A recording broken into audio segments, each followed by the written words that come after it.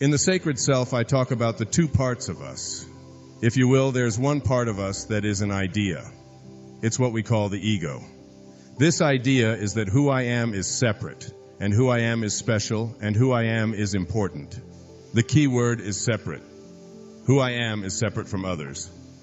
In other words, where I begin and where you stop is what separates us, so that you and I are not the same according to this ego, because you're in a different body than I am.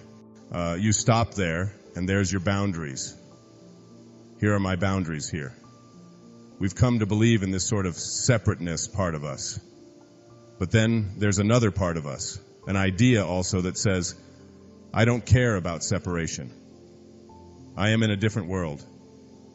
I don't have any boundaries. That's this part of me that is looking out, if you will. And this part I call the sacred self, or the highest self. This part of us only wants one thing. It doesn't care whether we're right, which is what the ego is very concerned about. It doesn't care whether we're better than. It doesn't care what we look like. It doesn't care about any of the physical characteristics that we have come to identify as ourself.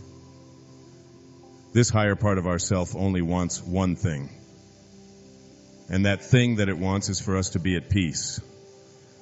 So that whenever you're questioning whether or not it's your higher self or your sacred part of you or the ego part of you that is motivating me at any particular moment, the question to ask yourself is this going to bring me peace?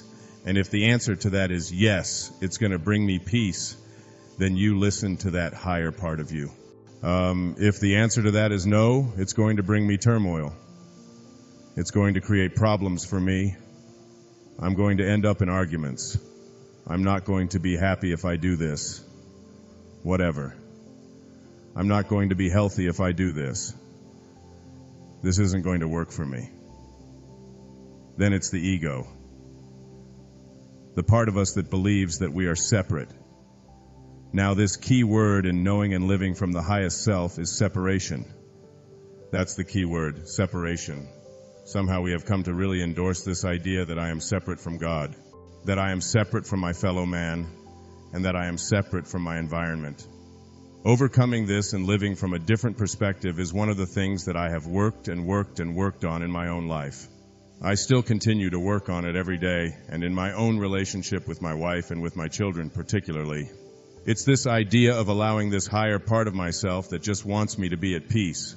It just wants peace and nothing else to play more of a dominant role. To tame this part of me that is so concerned with my self-importance and with being right and with proving somebody else to be wrong and with being offended and all of the stuff, the turmoil that we live with and create because of this reliance on this ego. So knowing that we have a higher self or a higher self really means detaching ourselves from a lot of the things that we have come to believe is who we are now. The beliefs that we have, that we've grown up with, that we've practiced all of our daily rituals on, is what I call the tribe thinking, the thinking of the tribe. You see, all of us are members of a tribe. That tribe might be your immediate family. It might be the ethnic group to which you belong. It might be the people who share the same color skin that you happen to have. It may be people who have the same philosophical points of view or political points of view or religious points of view or people who are related to you genetically in some way, cousins and aunts and uncles and so on. Anyway, there's this tribe that we sort of are born into, if you will. The tribe evolves at a certain speed so that as a tribe, as a people, we have evolved from hunters and gatherers, if you will, to people who now have computer chips. People who can just go in and have our meat and our vegetables just arranged for us in cellophane and packaging in department stores. There's been an evolution. The tribe has evolved so that most places on the planet, people can get fresh drinking water by just turning a knob. There was a time when they had to dig holes, right, and try to find it. So the evolution of the tribe is in place, but it moves very slowly. It takes a long, long, long time for the tribe to evolve. What I'm talking about here, when you come to know your higher self and to live by it, is leaving the tribe and leaving tribal consciousness. You see, to be an individual, when you go to the tribe and you tell them, I've discovered something, I've discovered something that's about manifesting, and I'm going to really practice this, and I'm going to do this, and I know I can do this. Jesus said we can do this. Sai Baba told us we can do this. Muktananda tells us we can do this. I'm going to do this. The tribe immediately goes, wait a second here. What are you doing? We don't want any individuals in this tribe. The purpose of the tribe is to keep individual people from surfacing. It's to keep it down. It's to have. What I'm saying to you is that if you're going to learn manifesting and you're going to understand your highest self, you have to somehow figure out a way to let go of this idea that the tribe is going to give me approval or that I'm going to do it within the parameters that the tribe has dictated. Because what you're doing when you're learning to manifest or when you're learning anything that is outside of the restricted parameters of the tribe, what you are doing is you are speeding up the evolution of your awareness and your consciousness. You are saying, I am going to evolve at a faster rate. But if you go to the tribe and tell them that, immediately you're going to get put into your place. You see, the mantra of the tribe is, but what will they think? That's the mantra of the tribe. Mantra of the, what is everybody? What are they going to think of me? And the minute that you start playing that game, what are they going to think? You have stopped yourself from being able to evolve at a faster rate of speed.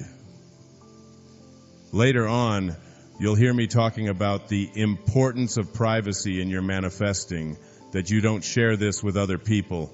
You don't go talking about it. I happen to be talking about it because I'm trying to encourage you to do it, but I don't. When I decide that I want to manifest something, when I put my attention on that, that's a very private matter between me and God. The reason that you don't share it is because it takes the energy away from what you are doing and puts it on the attention of the person that you're trying to convince. Immediately you get ego in there, and the minute that you get ego in there, you shut down the energy. You shift. So leaving the tribe and the tribal consciousness is really what you're saying. If I'm going to evolve at the speed at which the tribe is evolving, you're saying, I'm going to evolve, but I'm going to do it very, very slowly. Yeah, and if you want to manifest, if you want to really become a manifester in your life, you don't have enough time in this lifetime. You've got to come back in 19 lifetimes, right? You don't have enough time for that.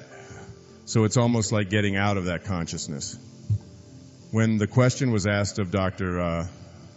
Maslow, when I asked him this question personally, what does it mean to be self-actualized? And he said, there are 3 things that you have to know and understand. One is you have to learn to become independent of the good opinion of other people. That's like at the top of the list. You have to become independent. Self-actualizers are independent of the good opinion of other people. Secondly, self-actualizers are people who have no attachment to the outcome, or they are detached from the fruits of their labors. They know what their life is about, and they get on with that, and they don't get themselves concerned with how it's going to work out. They turn that over to God. They just have this knowing that it will, and that's enough. And the third is that they have no investment in power over other people. No investment in power over other people. So they're not really trying to convince anybody else or to subjugate anybody else or to dominate anyone else with their abilities. And these people who have these divine capacities are usually very, very quiet about it. They will get disapproval and they will acknowledge it. And that's okay. They just move along. They don't allow that to be the focus of what it is that they're going to do in their lives. I can't tell you how many people, but it's up in the hundreds of thousands that have written to me over the past quarter of a century. They have told me their difficulties, their struggles, and how, if they would have learned one of these 3 lessons or all 3 of these lessons, to be independent of the good opinion of other people, to be detached from the outcome, and to get rid of your investment and the need to have power over other people, how much peace you would have in your life. There's an affirmation in the Course in Miracles that says, I can choose peace rather than this. I can choose peace rather than this at any given moment. Now remember, peace is what enlightenment is. Enlightenment means to be surrounded by and immersed in peace at all moments in your life. The higher part of you only wants you to be at peace. So the part of you that needs to be at peace, that wants to be at peace, is very often overcome and dominated by the part of you that believes that you're separate and that you're special and that you're important and that who you are is this physical body that you showed up in. So what I'd like to do here is just have you imagine that you're in a room. In this room, you're with your back to a wall and you're looking out at this empty room. Everything to your right represents that which you notice. That's what you perceive, that which you see in the physical world. Everything over here on the right-hand side represents the physical world, with all of its boundaries, with all of the stuff that you would like to be able to manifest in the world, and all that you have manifested, including your bank account, including your body, including your children, including all of your friends, your automobiles, your clothes. Everything that you can see in the physical world is over here on the right-hand side of the room. Then I'd like you to visualize or imagine that on the left-hand side of the room is everything that causes that which is on the right-hand side. The cause of everything on the right-hand side, the manifestation of anything into the physical world, is the result of a divine idea. The left-hand side of the room represents divine ideas. How does something get into the physical world? It has a force, a God force of some kind in it. It doesn't matter what you call this force, whether you call it soul or spirit or consciousness or God or Christ or Buddha. What doesn't make any difference is the label, the name that we place on this energy or this force. But it is in everything that is over here, and it is the cause of everything over on the right.